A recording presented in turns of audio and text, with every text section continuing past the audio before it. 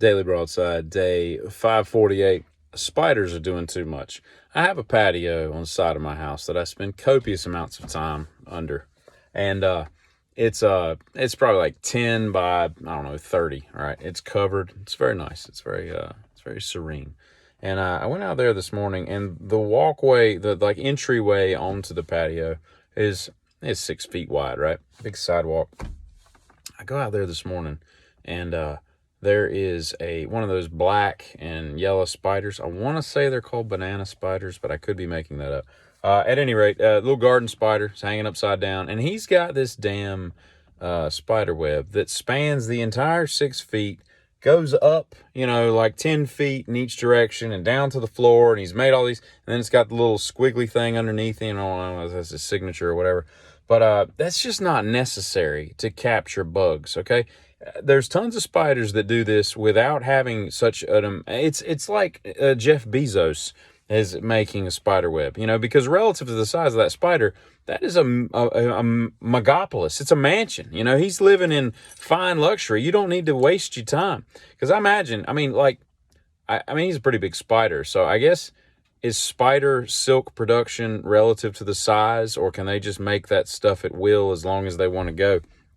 It doesn't make any sense. But and the sad part is you would think, like, you imagine if every time you left your home, like let's say you ran to the store and you came back and your home wasn't there, and you're like, damn, I got to rebuild this thing. Imagine that. Right now, granted, a spider web is not as complex as building the stick-built and brick house that you have, right? But then again, you've got opposable thumbs and neither does a spider, so he needs it a little bit easier. He just craps out some silk and makes a funny little design. But every time, and here's the other thing is, most of the time that the web, well, I'd say all the time that the web, because I don't guess spiders ever build a web and then like go visit other spiders. So like, I'm heading out, I'll be back later. They hang out on the web like constantly. I guess that's their home. They don't ever leave. It's kind of weird if you think about it. The only time spiders are transient is when their house has been destroyed. Otherwise, and that's when they walk the earth like Cain in the Kung Fu. Otherwise, they're homebodies. Spiders are homebodies. I love how I discovered this stuff by serendipity.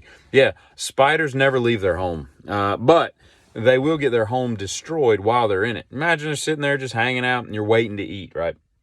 You're sitting at your house and you're just waiting to eat, and all of a sudden something just comes by and just rips off like a corner of your house. You're like, what in the hell? And you go, throw up in the sash to see what the matter of the clatter and the spatter, and you're like, somebody's just destroying my house, and now I got to rebuild this thing. That would really, I think that I would be very depressed if I was a spider, because that would be just a very horrible way to live. Last night I went to my son's first baseball game.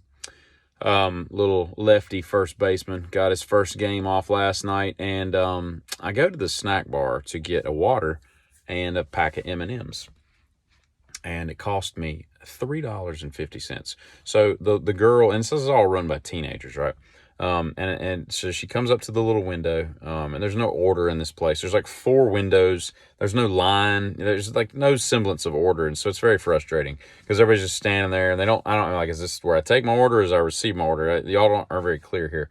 And I go up there, and everything is in quarters, right? Everything costs $1, $1.25, $1.50, $1.75, $2.25. I think you see the point.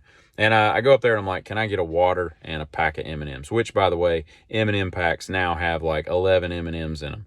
When I was a kid, like, you had to carry that with 2 hands. Now it's everything, like little bags of chips. Everything is just it's so stupid. It costs more, and they've taken all the food out of the product or out of the packaging. And so I was like, can I get a water and a pack of M&Ms? And she's like, as soon as I start talking, she's got a little pad there, and she writes down $1.50. I don't know why. And then she says, that'll be $3.50. And I'm like, did she just write down what change she's going to give me? She like can't remember $1.50. So I reach in my wallet and I hand her a $5 bill, a crisp Lincoln, a Gettysburg bill, right? And I hand it to her, and she takes it and she opens the cash register, and I watch her. She puts the 5 in. It wasn't a problem. She could put the 5 in, no problem. And then she looks for about 10 seconds, and then she pulls $1 out.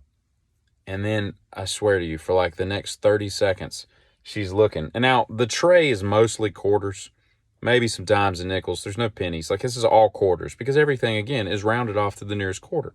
And she stares at that register for like 25, and to the point where I was almost like, 2 quarters, 5 dimes, however many nickels. I like it. This isn't going to be very difficult. There's several ways you could spin this, but it's 50 cents is what you need to next have in your hand. And after close to a minute, she hands me $1.50. And I was like, what are we teaching these kids today? I mean, this girl's probably 16, 17 tops, She's probably driving age, but that's about it. I don't get it. I don't get it at all. But anyway, today marks I don't remember how many years it's been. It was 86, whatever that comes out to be, 30 some years, that Cliff Burton died. Not the original, but for all intents and purposes, the original bassist for Metallica, who played on their first 3 albums. And I got to tell you, I don't like how dead people, especially dead people that didn't really get a long time to live, Randy Rhoads, he was such a great guy. He was just such a nice guy. Everybody loved him. And maybe he was, but maybe Randy Rhoads was an asshole. But we always want to remember these people as if they're just these transcendent, godlike people. Cliff Burton was just so cool, and he wore bell bottoms, and he was just such a F the system kind of guy. And maybe he was. I don't know. All I really care about is what he brought to the world with his bass.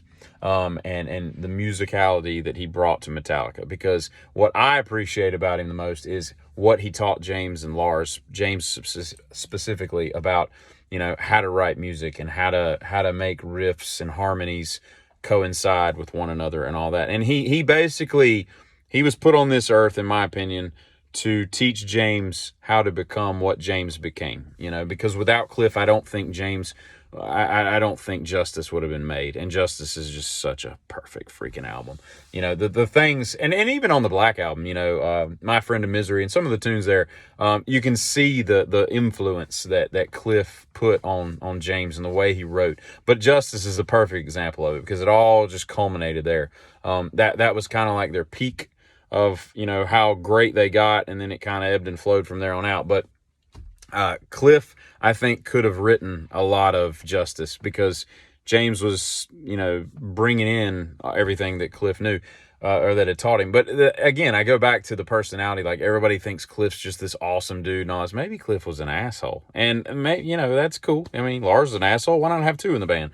But that's cool. I mean, because again, it's all about the music, really. I just hate how we just have this God complex with these people and like put them on these pedestals just because, they only live to be 26 or something like that. And how could they be? You can't say anything wrong about them.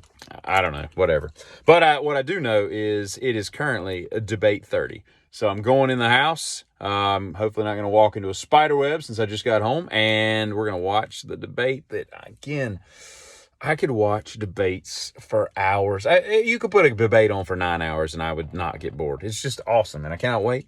And it's going to be exciting. Anybody can debate. And I think I heard that DeSantis and Newsom are debating. I don't know why, but I can't wait for that. If that's true, that's going to be gold. Gold, Jerry. Gold. Giddy.